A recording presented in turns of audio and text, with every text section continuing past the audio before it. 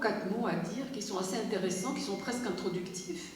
Il parle de la vertu du dire, entre guillemets, de Scheherazade, qui, pour se sauver et sauver les femmes, donc, a élaboré toute une stratégie pour répondre aux caprices du calife noctambule, c'est son propos, des nuits de Bagdad du IXe siècle.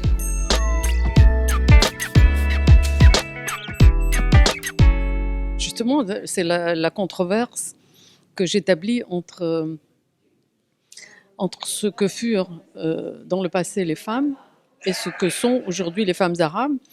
Et il y a une espèce de filiation qui est assez permanente à travers les siècles et qui, c'est une manière aussi de réveiller les consciences et de battre en brèche un féminisme déjà dépassé dans le monde arabe.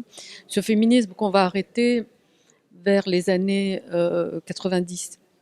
Donc il faut un nouveau souffle, il faut une nouvelle expression de ce que peut devenir la femme arabe. Et celle qui m'intéresse le plus, c'est celle du Maghreb et principalement le Maroc.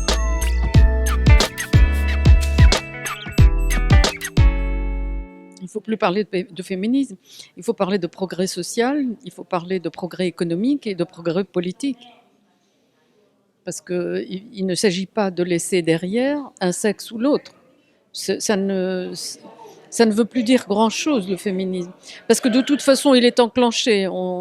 Il est enclenché dans le monde entier. Ce qu'il faut, c'est une espèce d'égalité entre les peuples et une égalité de chances de développement et de promotion. Et tout ça, ce sont donc des lois, c'est une promotion économique et c'est une expression politique.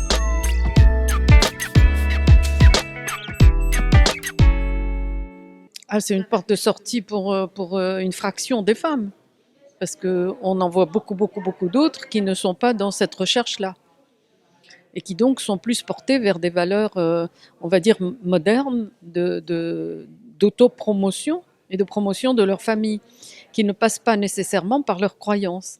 Et ces femmes pensent que la croyance, que l'observance de leur religion est une affaire personnelle, et qu'en fait, ce n'est pas un sujet de discours.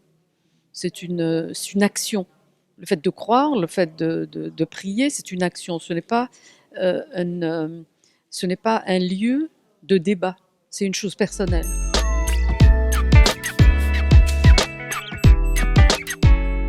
Alors, oui, c'est une question importante.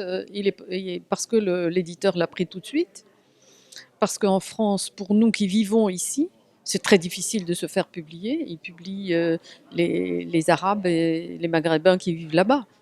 C'est clair, net et précis. Donc, et ici, je ne l'ai pas publié ici parce que le lectorat est très faible.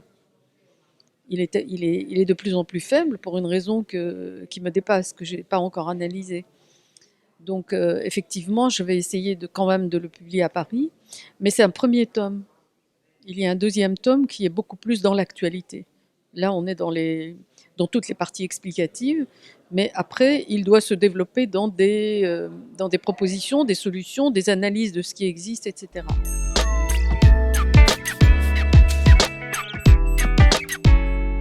Bien, écoutez, en Italie, je n'ai pas trouvé cette attitude coloniale vis-à-vis des gens.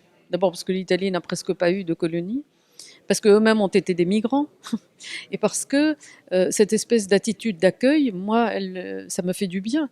Alors qu'en France, on vous regarde de très haut, comme si vous leur apportiez un brouillon ou un détritus. Et cette arrogance, justement, des éditions anglophones et francophones vis-à-vis des gens du tiers-monde, dont je fais partie, elle est insupportable. Et ne parlons pas de l'accès à la traduction versus l'arabe. Ça, c'est encore une autre gageure, parce qu'il faut trouver un traducteur, et un traducteur de qualité. Et donc, c'est tout un débat autour de l'édition que je suis prête à mener avec vous quand vous voulez.